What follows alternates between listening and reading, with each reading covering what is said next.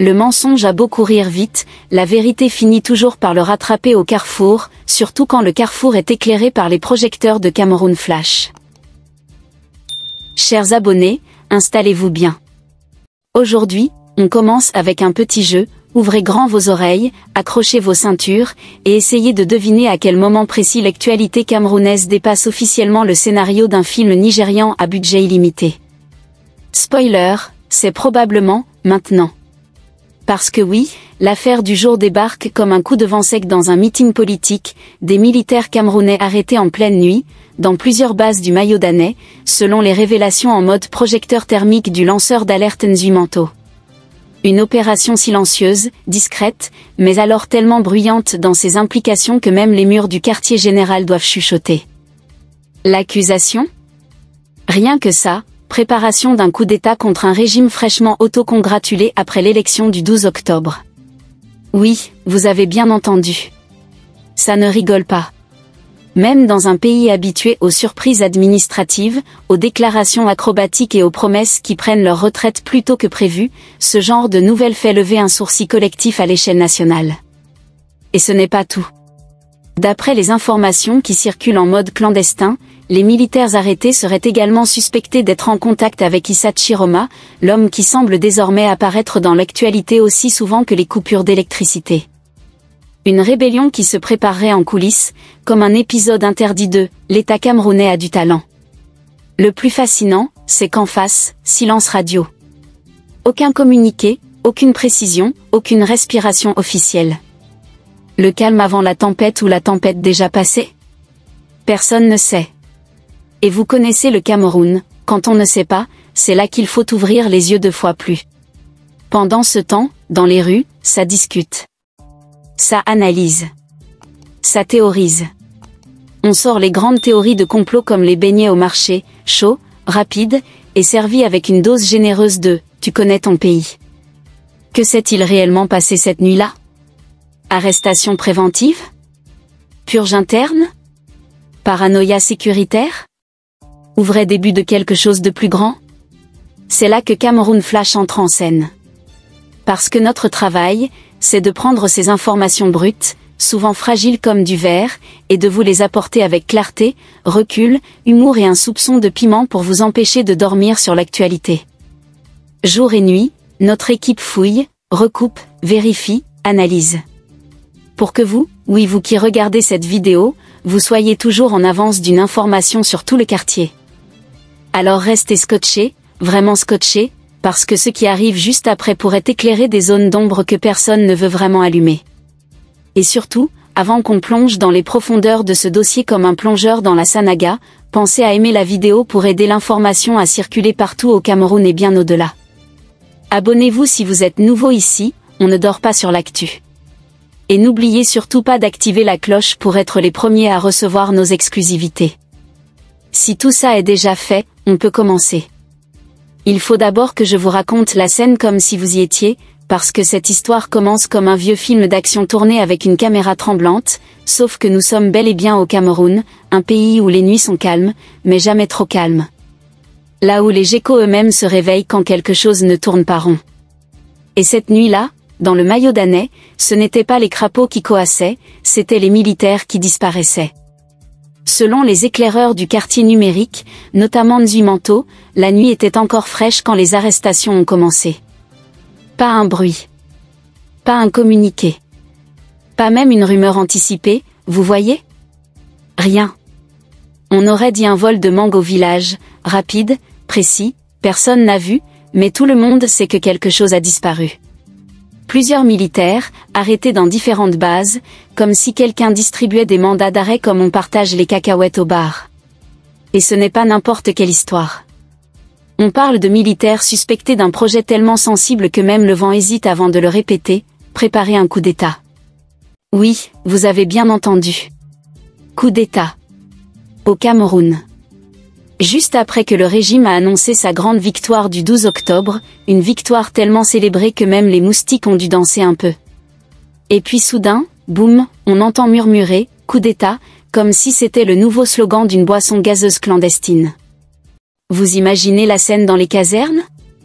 Les gars sont là, tranquillement, assis, en train de réchauffer la dernière portion de riz du jour, et soudain, la porte s'ouvre. Fin de la liberté. Début de la confusion. Et dans tout ça, aucune explication officielle. Rien. Le pays apprend l'affaire comme on découvre une facture d'électricité doublée, par surprise, et avec un goût de « ce n'est pas normal ça ». Et puis l'autre nom surgit dans l'histoire, comme un personnage qu'on ne voit jamais mais qui, pourtant, déclenche toujours les meilleurs épisodes. Issa Chiroma. On dit que certains des militaires arrêtés auraient été en contact avec lui. Et là, tous les Camerounais qui suivent l'actualité depuis 3 mois se regardent et se demandent, mais qui n'est pas en contact avec Issa Chiroma ces temps-ci ? L'homme apparaît plus souvent dans les conversations que la pluie en saison sèche. Selon Nzuimento, ce serait même une rébellion qui était en préparation, une rébellion silencieuse, discrète, mais assez bruyante pour déclencher des arrestations nocturnes. Et c'est justement ce mélange de silence et de fracas qui met le pays entier dans un état bizarre. Vous voyez le moment où vous entendez un bruit dans la maison, mais vous ne voulez pas allumer la lumière pour ne pas admettre que ce n'est pas normal ? Voilà exactement où en est le Cameroun.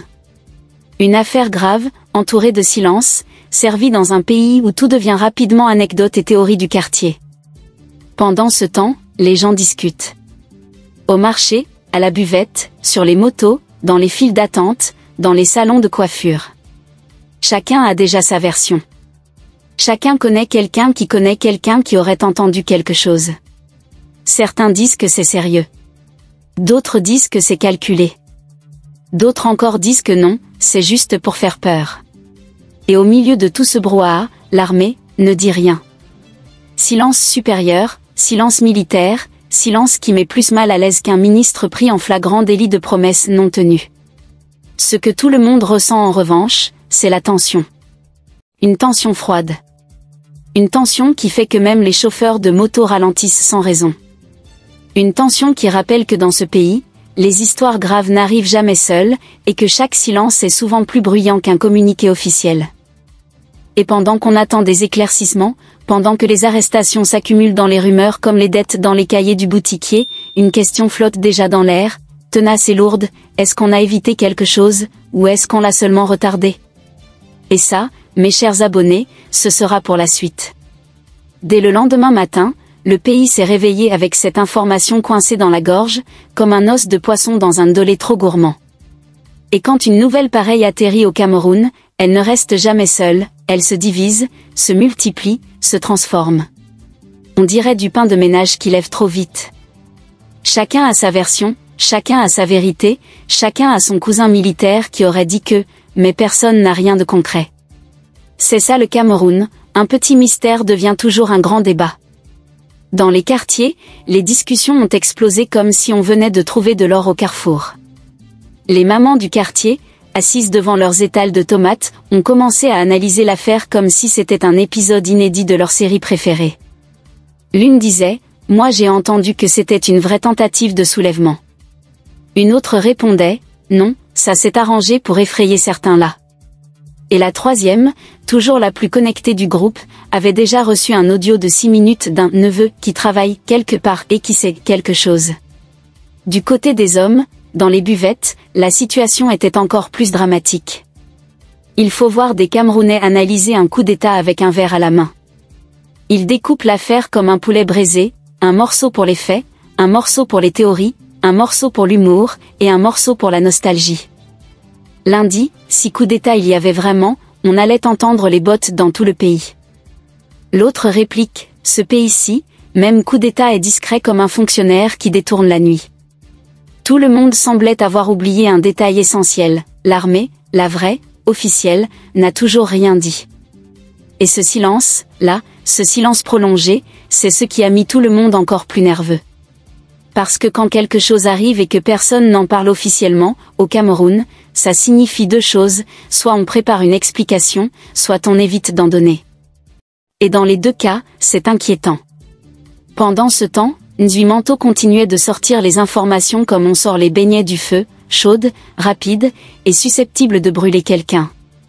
Il répétait, insistait, affirmait que les militaires arrêtés étaient bien en contact avec Issa Chiroma. Ce nom revenait encore et encore, comme un refrain.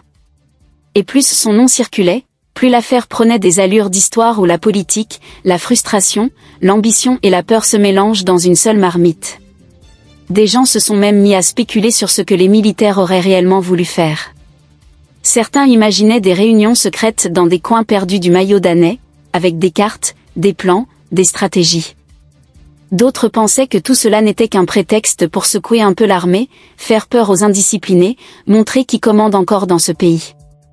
Et puis il y avait les plus sceptiques, ceux qui disaient « Vous aimez trop croire aux choses compliquées. Peut-être c'était juste une histoire de discipline militaire et puis voilà. » Mais ce qui a vraiment fait grimper le niveau d'inquiétude, c'est l'absence totale de transparence. Pas un communiqué, pas une phrase, pas même un démenti. Rien. On aurait dit un parent qui surprend son enfant en train de voler le sucre, mais qui décide de le punir dans le silence, sans même dire pourquoi.